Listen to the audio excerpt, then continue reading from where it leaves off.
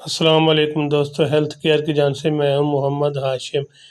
آج ہم نے آپ کو بتانا ہے ایکسٹرا ڈیم انجیکشن کے بارے میں مکمل انڈیکیشن کے کیا یوزز ہیں، ان کی کیا بینیفٹ ہیں، اس کو کیسے استعمال کرنا ہے اور اس کے اندر کون سا فارمولہ تیار کیا گیا ہے، کیا جگر کا مریض اس کو استعمال کر سکتے ہیں یا نہیں کر سکتے۔ سب سے پہلے میں اس کا تھوڑا سا تعارف کراتا چلوں۔ ایکسٹرا ڈیم انجیکشن ایک اچھا اور بہترین کمپنی کا ہے۔ اس کے اندر جو فارمولہ تیار کیا گیا ہے وہ سیفٹازیڈیم 250 mg، یہ تھا اس کا مختصر سا تعارف۔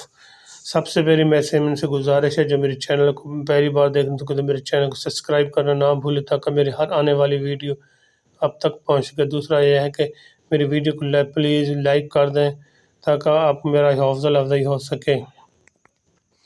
سب سے پہلے میں آپ کو اس کو بتاتا چلوں، سیفٹازیڈیم ایک اچھا اور بہترین اینٹی بایوٹک ہے جو کہ اکثر ایسے ہوتا ہے کہ ڈائریا کے اقسام مختلف قسم کے انفیکشن کو روکنے کے لیے استعمال کی، خاص کر ڈائریا کے انفیکشن کو ختم کرنے کے لیے اس کا استعمال کیا جاتا ہے۔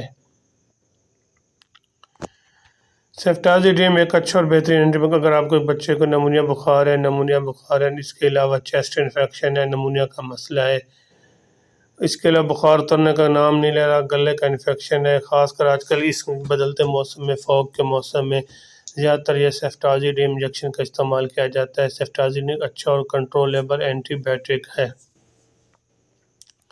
نمونیا بخار میں اکثر ایسے ہوتا ہے کہ چھاتی کا مسئلہ بن جاتا ہے، چھاتی کا انفیکشن پھیل جاتا ہے اور ساتھ ساتھ موشن بھی، بچوں کو لوز موشن لگ جاتے ہیں جس کی وجہ سے ان کو کافی زیادہ پریشانی کا سامنا پڑتا ہے والدین کو۔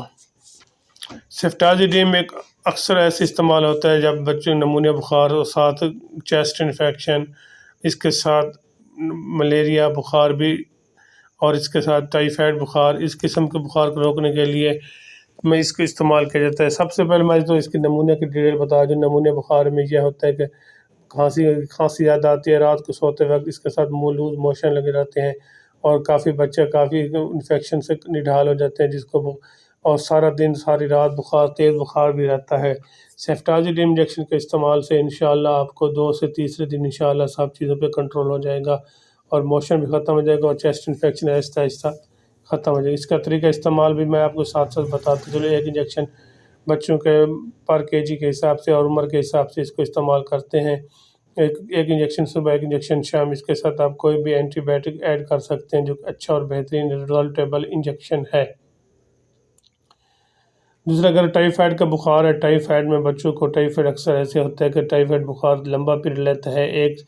اس کا استعمال ایک انجیکشن صبح، ایک انجیکشن شام 5 دن تک لگوائیں اور صبح شام لگوائیں، انشاءاللہ ٹائیفائڈ بخار کا توڑ مکمل بہت جلد ہو جاتا ہے اور دوسرے سے تیسرے دن بخار آہستہ آہستہ ختم ہو جاتا ہے۔ ٹائیفائڈ میں اکثر ایسے ہوتا ہے کہ رات کے وقت زیادہ بخار ہوتا ہے، دن کو بہت کم بخار ہوتا ہے، جس کے ٹانگوں میں اور پورے جسم میں کافی زیادہ پین رہتا ہے اور سستی وغیرہ۔ اس قسم کے مسئلے کو ختم کرنے کے لیے سیفٹازیڈیم انجیکشن ایک بہترین اور اچھا اینٹی بایوٹک ہے۔